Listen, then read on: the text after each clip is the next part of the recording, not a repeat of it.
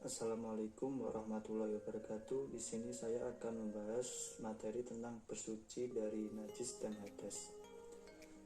Najis dan tata cara mensucikannya. Satu, pengertian tentang najis.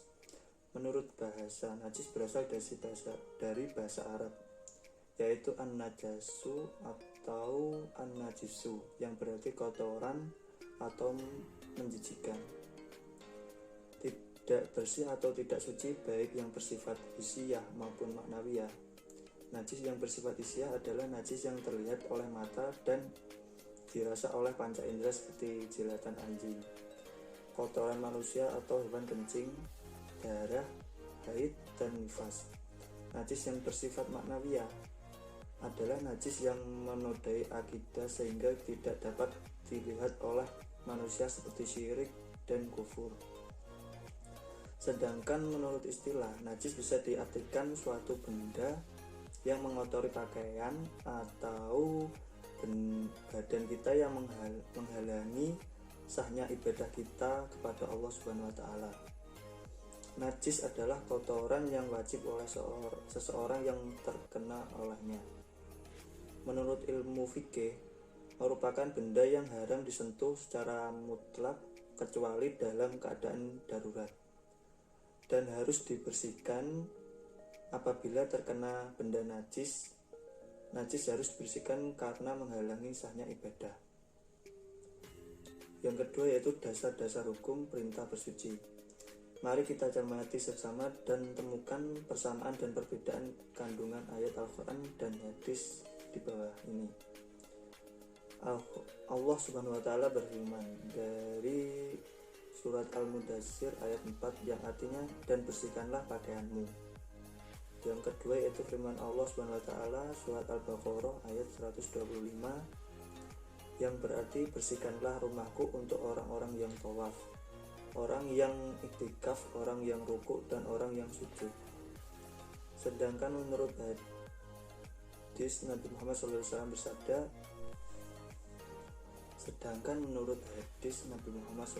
bersabda, yang artinya, apabila kamu datang ke tempat saudara-saudara kamu, hendaklah kamu perintah atau perbaiki kendaraan-kendaraan dan pakaian kamu, sehingga kamu menjadi perhatian di antara manusia, karena Allah tidak suka perbuatan keji dan juga keadaan yang tidak teratur. Hadis riwayat Imam Ahmad, Imam Abu Dawud, Imam Al-Hakim, Al-Baihaqi dari Sahal bin Hanzaliyah. Selanjutnya yaitu macam-macam najis dan tata cara toharoh. Yang pertama yaitu najis mukhafafah, yang artinya itu najis ringan. Najis mukhafafah adalah najis yang diringankan seperti air kencing bayi laki-laki dan perempuan yang belum pernah makan sesuatu kecuali ASI atau air susu ibu. Di situ cara mensucikannya dengan cara cukup dengan memercikan air ke bagian yang terkena najis sampai bersih.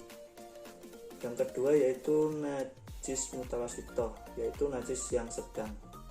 Mutawasitoh merupakan najis yang berbeda dari tengah-tengah antara mukhafafah dan mughalathah, dan najis yang keluar dari kubul dan dubur manusia kecuali air mani. Yang selanjutnya yaitu najis mutawasitoh atau najis yang sedang. Mutawasitoh merupakan najis yang berbeda dari tengah-tengah antara mukhafafah dan mughalathah, dan najis yang keluar dari kubul dan dubur manusia kecuali air mani. Dan di sini cara membersihkannya yaitu dibilas dengan air sampai hilang semua sifat bau, warna, dan rupanya. Yang selanjutnya yaitu najis mughalathah atau najis yang berat. Mughalathah adalah najis yang diperberat, seperti halnya kita terkena jilat anjing, babi. Termasuk najis ini adalah liur kedua binatang tersebut, sperma keduanya, dan anak-anak dari hasil persilangan dengan hewan lainnya.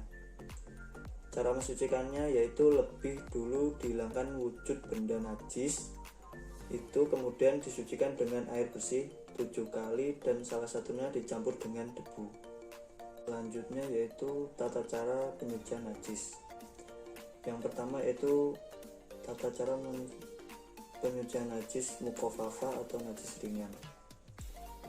1. Dibersihkan terlebih dahulu sifatnya sehingga warna, bau, dan rasa najis tidak lagi kelihatan dan dapat dirasakan. Kedua, kemudian air yang suci dan mensucikan dipercikan ke tempat atau benda yang terkena najis.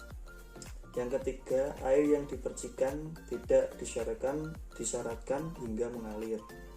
Yang terakhir yaitu dikeringkan dengan kain atau benda lainnya yang suci. Yang kedua yaitu najis mutawasito. Cara membersihkannya yaitu pertama, dibersihkan lebih dahulu sifatnya sehingga warna, bau, dan rasa najisnya tidak lagi kelihatan dan dapat dirasakan. Yang nomor 2 yaitu kemudian air yang suci dan mensucikan dialirkan ke tempat atau benda yang terkena najis.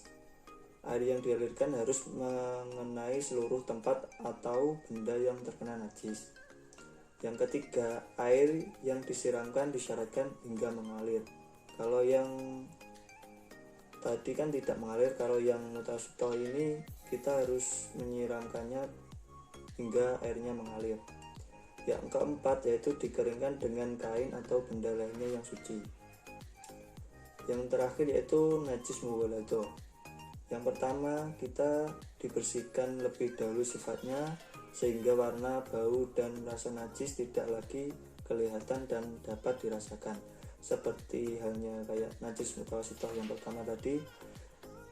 Terus yang kedua yaitu menyiramkan air sehingga mengalir ke tempat atau benda yang terkena najis sebanyak 7 kali dan salah satu diantaranya dicampur dengan debu yang suci.